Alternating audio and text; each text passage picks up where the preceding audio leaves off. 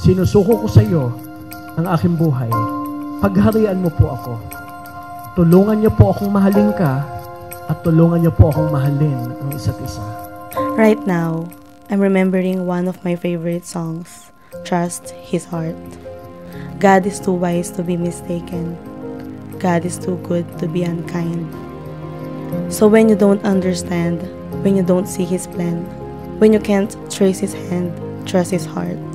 Ganun pala talaga si God, hindi mo kailangan hingin para bigay niya. Alam na niya kung ano yung kailangan mo bago mo pahingin. Magkabilang mundo tayo literal for 2 years. Umaga at gabi pero pinadali lahat ni God yun.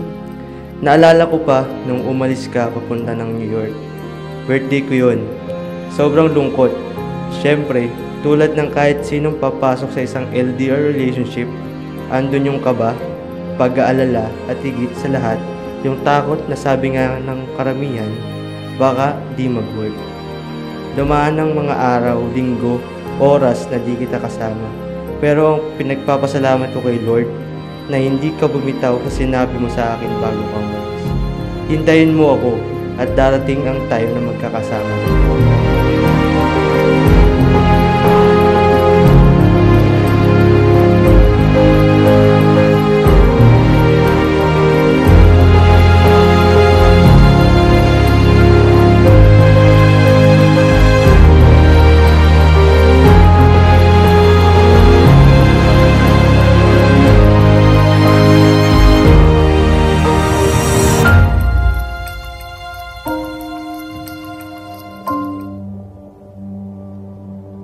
Someone told me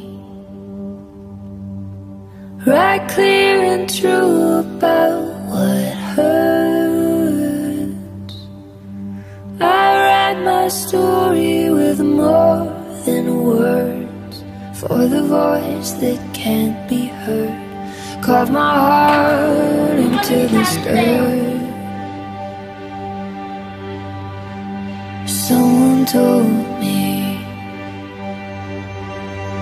there's paradise upon this earth. Nung nag-start yung love story natin, marami akong question. Kasi honestly, hindi ko to pinag-pray. Sabi ko, Lord, bakit wrong timing? Bakit mo siya sa akin binigay? Mag-work ba talaga yung long distance relationship? Pero wala eh. Pag si God yung nag-plan, laging perfect.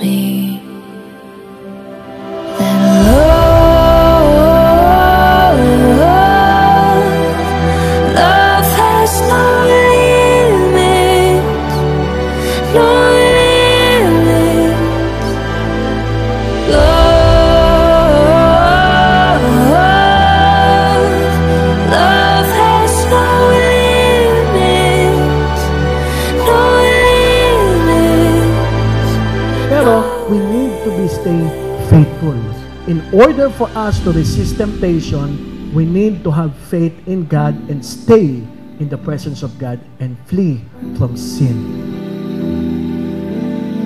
Sa araw na ito, binibigay ko ang puso ko sa iyo. Alagaan mo, kasabay ng pag-aalaga ko sa puso mo. Sa araw na ito, sisimulan natin ang buhay na walang hanggan.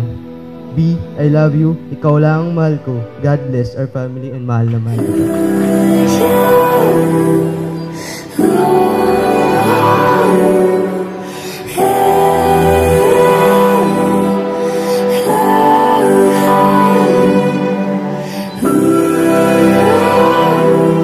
Mark, hindi kita pinapakasalan ngayon dahil mahal kita.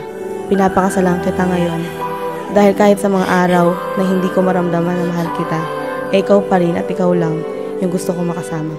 Araw-araw, papasalamatan ko si God dahil alam ko na hininda ka niya para sa akin.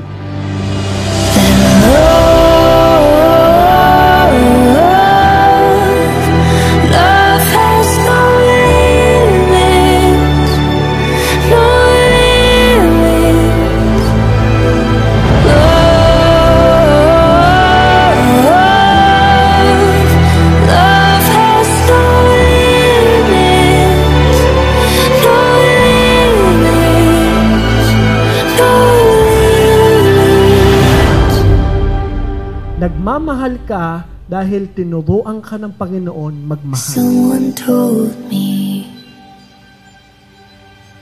right clear and true about what hurts. I write my story with more than words.